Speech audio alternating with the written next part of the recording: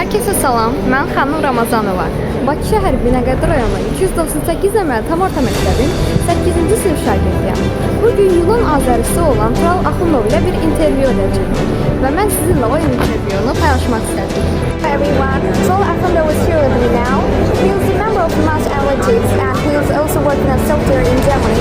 Today we will have an interview with him. Let's start Axundov. Yeah, sure. Do you know about COP29? Yes, I heard about COP29 a couple of years ago.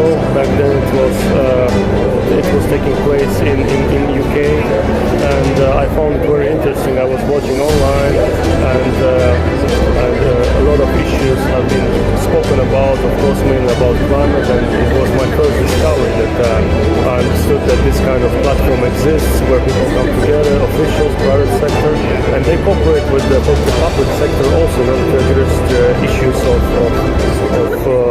climate, related to climate, global warming, climate change, and issues like wildfires also, and all the related problems. And okay, let's go with the second question. How you ever attended to a COP event before?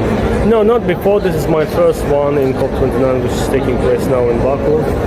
Last year it was in Dubai. I was also following it. They finally, it seems that they agreed on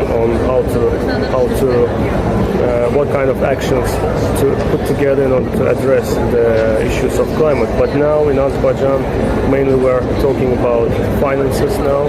Who's going to pay for the actions, and whether it's going to be the developed countries or the developing countries. So let's see which part has more arguments from their side in order to come to a common ground and common conclusion. And to go with the third question, what do you think about climate change? Okay, so I think that climate change, according to many experts from the field, isn't possible to be aborted, because we have already reached the no return point, as they say, because I'm not the expert on climate. But personally, I think that what we can do is at least take some actions in order to slow the process of inevitable, dying out. Because let's be realists, the time has already passed, and there is not much we can do actually, especially now considering the ongoing conflicts. There are more than 100 conflicts taking place on Earth right now, and each conflict is a source of emission of CO2, because when you blow the bomb, it releases the CO2. So there are many issues that are to be addressed, and while it should be taken into consideration that while we are having wars, and at the same time trying to reduce the CO2 emissions by replacing the internal combustion engines on electric cars, this is not going to make any difference, because the wars are actually bringing more impact on the environment, on the climate, than the efforts we're trying to take regarding the electric cars. And let's go with the next question. Which country are you from? How is climate change affecting your country? Well, I'm local. Although I'm Greek Azeri, but I'm from Baku. I was born here, so I live here in Azerbaijan. And personally, me, since I'm 1993, I was born in 1993, and I remember clearly the shape of the Caspian Sea, the Baku Boulevard, and what I'm seeing now is the colossal loss of water amount in the Caspian. We can already see it, that the coastal line is shifting and being reduced significantly, and this is what demands a lot of attention. This is what I think what all the Caspian countries should come together and elaborate on the measures, on the ways to solve it. Each contributor.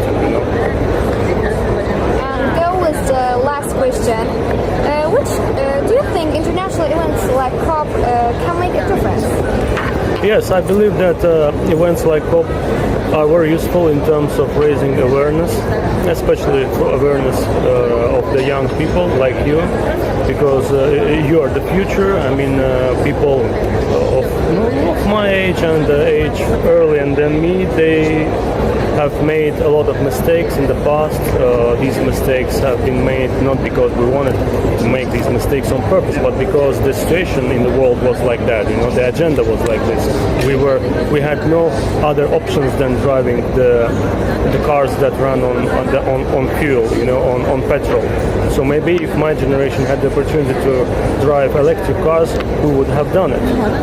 Yes, so it's very important for the future generation, and in order not for them to be reckless, you know, beginning from littering on the street and of course ending with being more responsible towards everyone and towards the environment, and to feel ourselves not that we live only in this territorial unit, but that we are actually the citizens of planet Earth, and we should take care of Earth.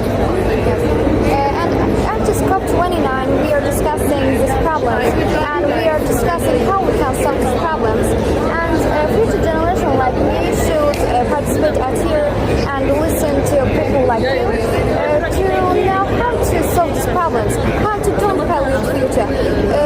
This polluted future, what we gain, and Okay. Yeah. thank you for this. Thank you for answering my questions. Yeah, it's Thank been you for my the pleasure. opportunity. My pleasure to bring some insights on the matter, and hope Thank seeing you you for the again. opportunity. You Yeah. did good work. Thank you for your answers. Yeah, you're welcome always. Thank you. Goodbye. Bye bye.